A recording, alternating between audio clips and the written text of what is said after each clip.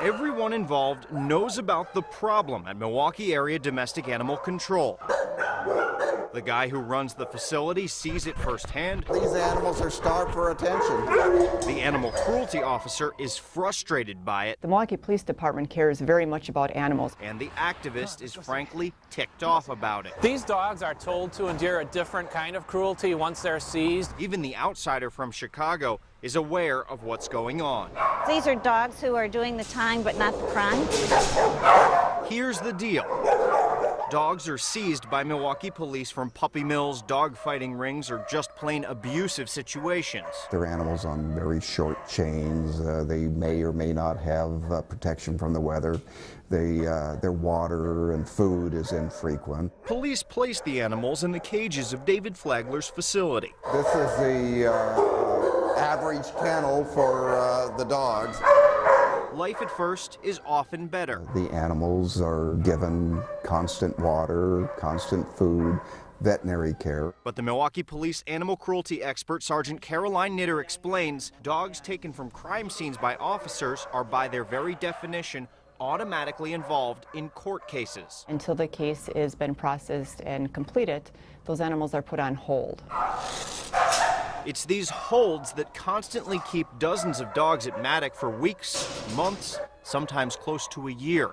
Some dogs deteriorate so badly behind bars that by the time the court case is complete, the only humane thing to do is euthanize them. This facility was not meant for long-term holds. In fact, we're not even allowed to show you actual court case dogs. These are strays kept in similar situations for shorter periods of time. Come here, Billy. The plight of Milwaukee's court case dogs has drawn the attention of people like David Mangold. Yes, good. Mangold runs the Facebook page Save Milwaukee's Court Case Dogs. It's a police department that really needs to get their investigative holds off of these dogs so they can live their life. Still, Knitter says don't blame Milwaukee police. What's happening is the law. Animals come down to being considered property. People have a right to get their property back if the case is dismissed or if they win the case. Though this is not one of those sad situations where we tell you about a problem with no solution. You good?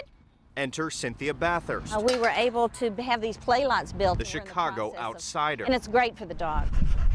She says as recently as 2.5 years ago, Chicago's court case dogs were even worse off than the ones in Milwaukee. We had dogs that had been here for 3 years. Good boy. Sweet kisses. Bathurst says now the court case dogs usually spend no more than 90 days at Chicago Animal Care and Control, their version of Maddock.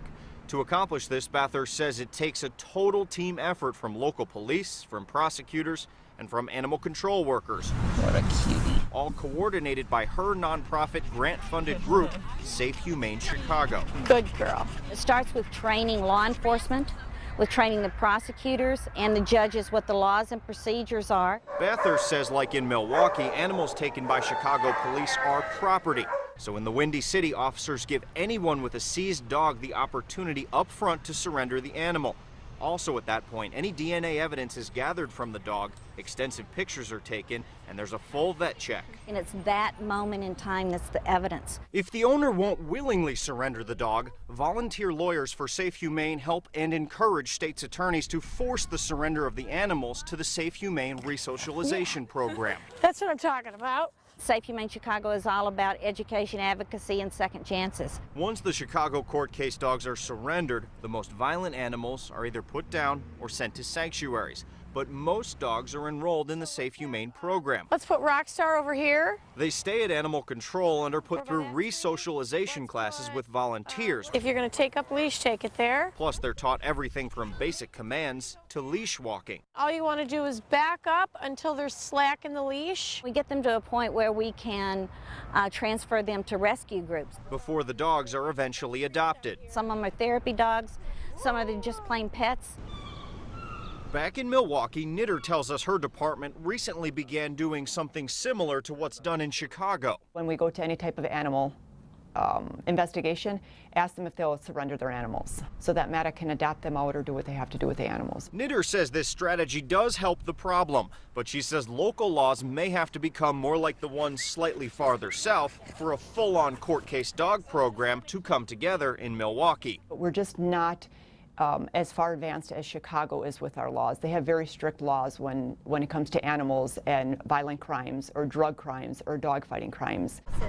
So it comes down to this. Everyone acknowledges there's some solution to be had.